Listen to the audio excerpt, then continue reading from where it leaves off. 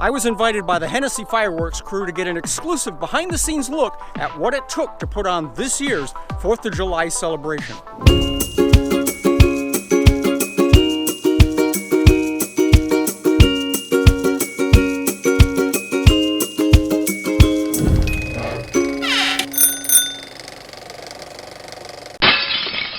Now, like you, I've been to many fireworks displays, and when I got word that I was doing this story, I thought, a couple of hours and ta-da, fireworks show. Boy, was I wrong. I met up with the fireworks manager, Brian Birch, and his assistant, Logan Macy, the night before the 4th to see what it really takes to put on a commercial fireworks display.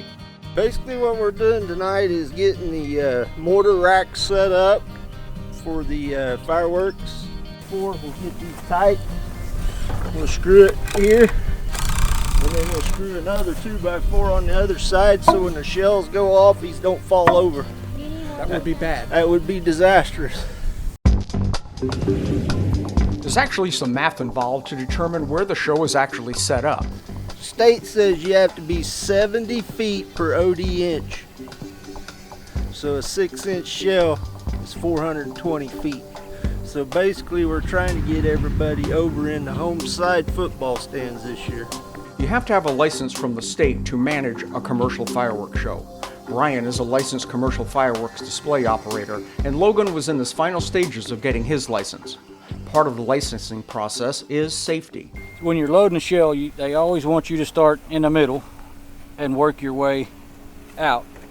That way you don't put a shell here and you're looking over to load that and something happens, then one of these shells go off. Your face is looking right over the mortar. A commercial fireworks show consists of about 5 pieces. The first one, of course, is the actual firework. They call it the mortar, and that is what is then dropped inside of a launch tube like this. This is a 3-inch launch tube. And then the mortar is then wired to what this is called an E-match, or an electronic fuse, if you would. And when current is put to this fuse, it ignites the firework, sending it up in the air.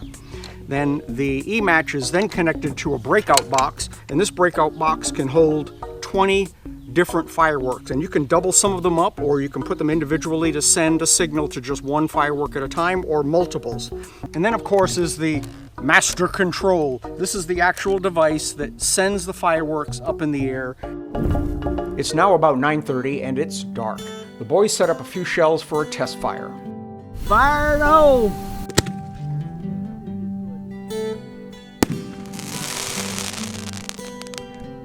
The test launch was successful, so they called it quits and headed home to get some sleep. Tomorrow was going to be a long day.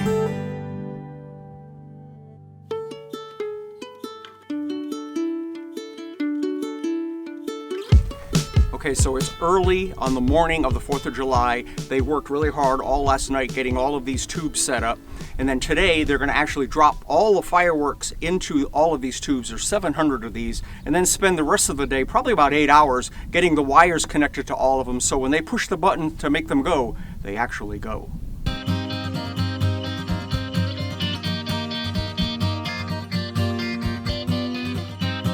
The truckload of shells have arrived, and now it's time to get to work. A lot of boxes. Gonna be a really good show.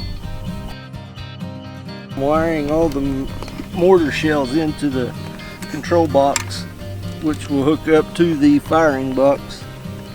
All right, so it's straight up noon right now. It's about 95 degrees out here. These guys have been out here since about 7 this morning, and the sun's just gotten so hot that they've brought in some tents to get underneath to do all this wiring. But another little dilemma has popped up. They found out that because they have 700 shells, they don't have enough firing devices to launch them all off at once. We're gonna try to get all the bigger shells, the 4s, the 5s, and the 6s. We're gonna get all those to where we can fire all those off because we've only got a certain amount of boxes. We might have to upgrade our firing system a little bit where we can fire off more shells. Throughout the day, several friends volunteered to help load the mortars.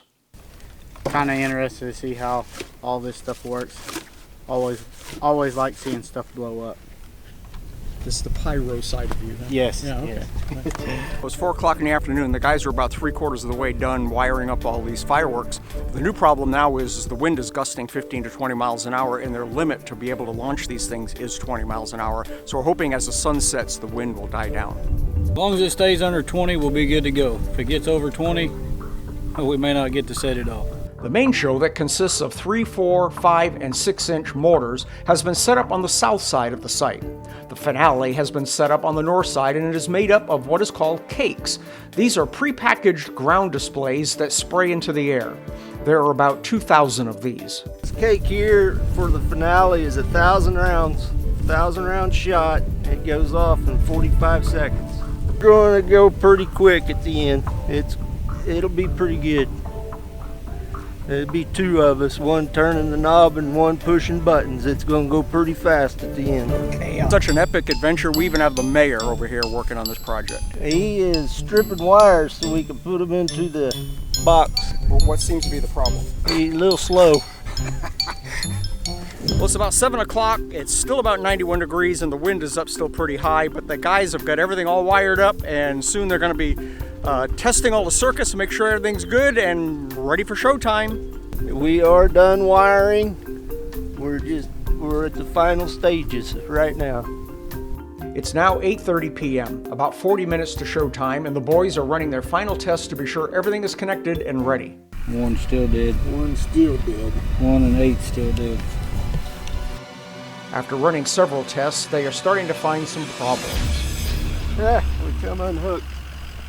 Broke a wire. It works. Hallelujah. Problem solved, so they thought. We're on test A1. We're good. We're good.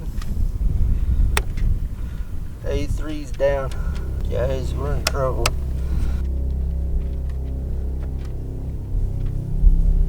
We've got like 4 boxes dead.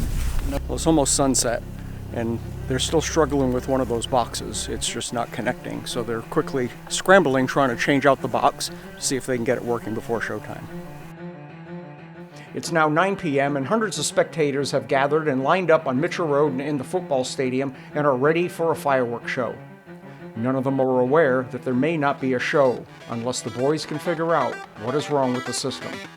The clock is ticking, and they are still finding problems. If they can't find out what's wrong, they will only be able to run about half the show. 8, 9, and 10 are dead now, so whatever you did, switch it back. Found that we got a bad box.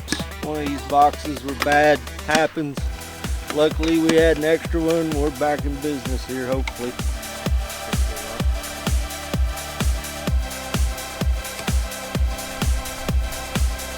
We are good to go. We got our problem solved. Don't know what we did, but it worked. With everything up and running, it's showtime. Here we go. We're going live, guys.